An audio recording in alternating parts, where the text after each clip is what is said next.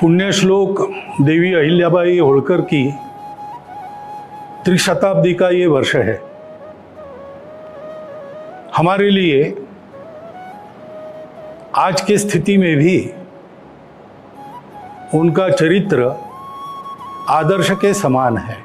दुर्भाग्य से उनको वैधव्य प्राप्त हुआ, लेकिन एक अकेली महिला होने के बाद भी अपने बड़े राज्य को केवल संभालना नहीं, बड़ा करना, और केवल राज्य को बड़ा नहीं करना तो उसको सुराज्य के नाते उसका कार्य वहन करना। राज्यकर्ता कैसा हो इसका आदर्श वे हैं। उनके नाम के पीछे पुण्यश्लोक यह शब्द है। पुण्यश्लोक उस राज्यकर्ता को कहते हैं जो राज्यकर्ता अपनी प्रजा को सब प्रकार से अभावों से मुक्त करता है, दुख से मुक्त करता है, एक तरह से प्रजा के प्रति अपने कर्तव्य से पूर्ण हो जाता है। वास्तव में उस काल में हमारे यहाँ पर जो आदर्श राज्यकर्ता हो गए उनमें से एक देवी अहिल्याबाई थी।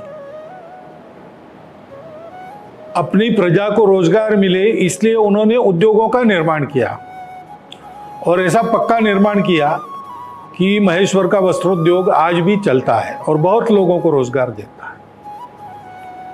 प्रजा के सभी अंगों की, जो दुर्बल थे, पिछड़े थे, उनकी भी उन्होंने चिंता की।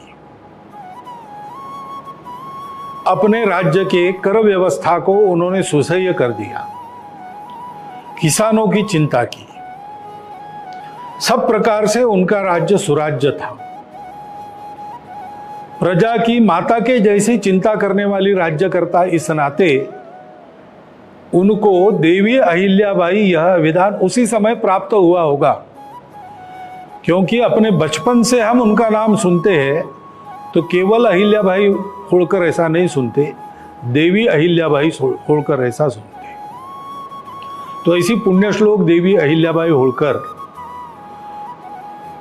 महिलाओं के कर्तृत्व की क्षमता की प्रतीक है। मातृशक्ति के सशक्तिकरण की बात आज हम करते हैं, लेकिन मातृशक्ति कितनी सशक्त है और क्या क्या कर सकती है, कैसे कर सकती है, इसका अनुकरण करने लायक आदर्श देवी अहिल्याबाई ने अपने जीवन से हम सब लोगों के सामने रखा है। उन्होंने जो काम किया वो अनेक प्रकार से विशेष है। राज्य को उन्होंने कुशलतापूर्वक चलाया। उस समय सभी राज्यकर्ताओं से उनके संबंध मित्रता के थे। इतना ही नहीं तो आसपास के सभी राज्यकर्ता भी उनको देवी स्वरूपा मानते थे। इतनी श्रद्धा और आदर उनके बारे में समकालीन राज्यकर्ताओं में था। राज्य पर कोई आक्रमण न हो इसलिए समर नीति की जानकार ऐसे भी उनको जाना जाता है।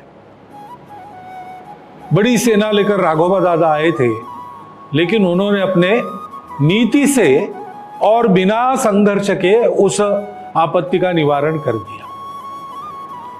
ऐसी कुशल प्रशासक, उत्तम राज्यकर्ता, सामरिक और राजनयिक कर्तव्यों में माहिर, इस प्रकार की राज्यकर्ता थी।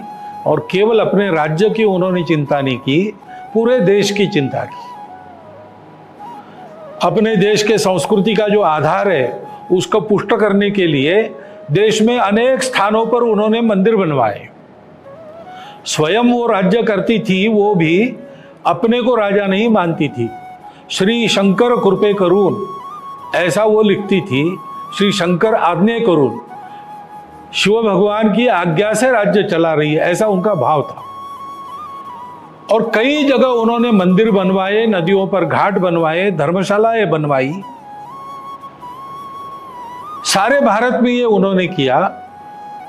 जो धर्म यात्राओं के मार्ग थे और व्यापारिक आने जाने के मार्ग थे, उन पर उन्होंने ये सारे काम किए ताकि पूर्ववत भारत के सारी जनता का आना जाना अपने सांस्कृतिक स्थलों में और अपने आजीविका के लिए सर्वत्र चलता रहे, एकात्मता बनती रहे, बढ़ती रहे। इतना दूर का विचार उन्होंने करके यह काम किया। और विशेष है कि अपनी धर्म श्रद्धा के कारण किया, इसलिए उन्होंने ये सारा काम अपनी निजी संपत्ति में से किया। स्वयं रानी होकर बहुत सादगी से रहती थी।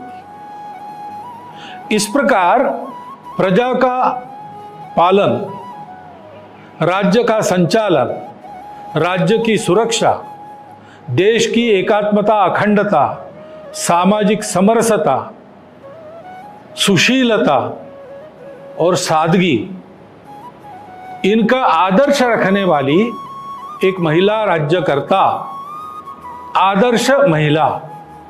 इस प्रकार पुण्य श्लोक देवी अहिल्याबाई का चित्र हमारे सामने है। आज की हमारी स्थिति में भी हमारे लिए वो एक आदर्श है।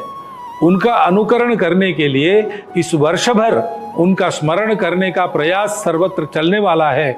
यह अतिशय आनंद की बात है। उस प्रयास को सब प्रकार की शुभकामना देता हुआ मैं अपना कथन समाप्त करता हूँ।